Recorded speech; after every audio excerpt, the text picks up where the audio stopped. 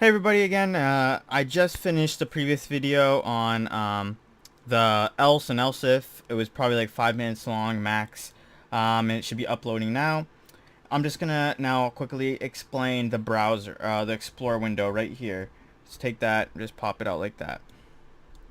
Okay, so this window right here, I'm gonna try to explain to you what each and every single one of these is gonna be used for. Um, the workspace is always going to be objects that are in the game. So your character, a anything that you can see when you're playing the game will be inside the workspace. That renders it, or that makes it show up in the game itself. None of these, if you put them in any of these, they will never show up in game except for workspace. That's why if I open up workspace, you'll see base plate and then camera and all that. So that's only stuff you'll be able to see. Then there's the players. The players are different from your actual character.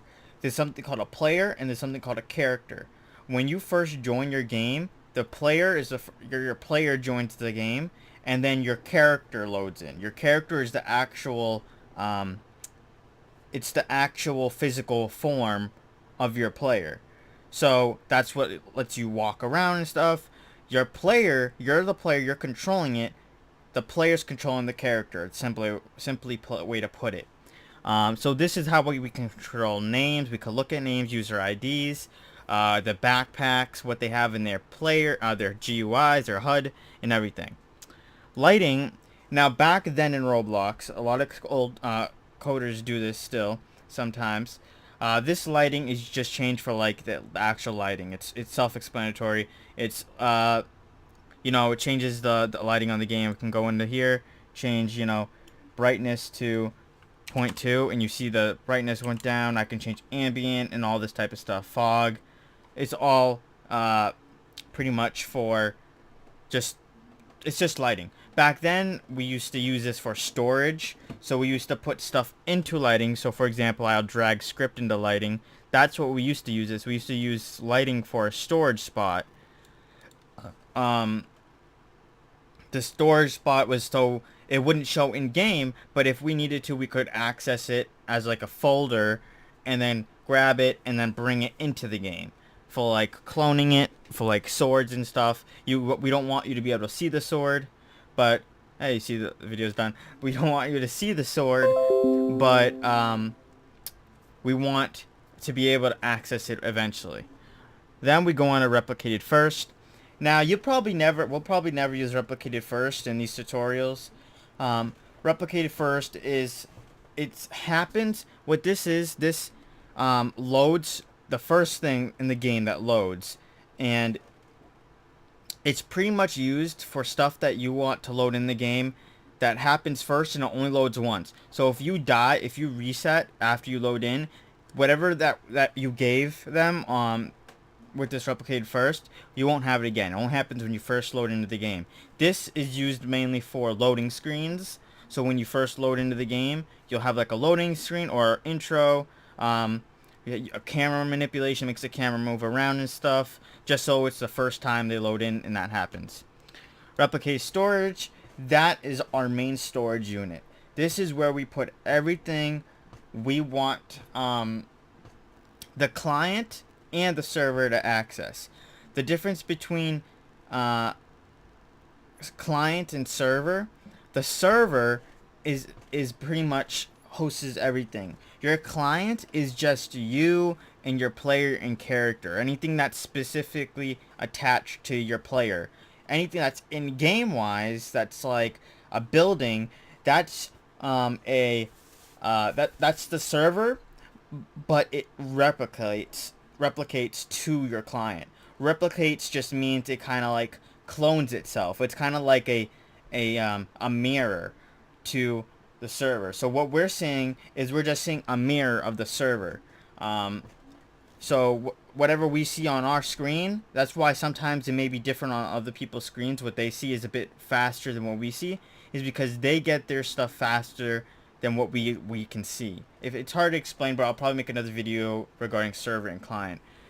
But we use this for main storages regarding if we want server and client to access. Um, Server script service. This is where you put all your server scripts. This is because exploiters really can't access server script service unless they're a really good exploiter. They can't access it. That's one of the things about server and client. Client is the stuff exploiters can access because it's on their computer. A server, they can't access a server. So this server script service is running on the server. So they can't access it. They'll see this there, but they can't open it up. Okay, they won't be able to access it. So it's best to put all your server scripts in here. You can't, you don't put anything else except server scripts in here. If you wanted to put stuff that's only accessed by server, once again, so exploiters can't access them, would be server storage. Okay, that's like stuff you don't want explorers to be able to bring into the game yet. You only want your server to be able to do that, just so exploiters can't. Just say you had like a golden chest in there, and you don't want. So if you just say you had a golden chest in the game, and you don't want an explorer to be able to bring it in the game, you would put that in server storage and have a server script bring it into the game, rather than use replicated storage, because they can see that and just bring it into the game. So server is mainly used for just the server scripts, and the replicate storage is used for both. Okay, starter GUI, that is that's where all your GUIs go, the HUDs and everything. That's what appears on your screen when they first join the game. That's pretty easy to understand. So whenever you first join the game, this is where you start setting up your GUIs and everything.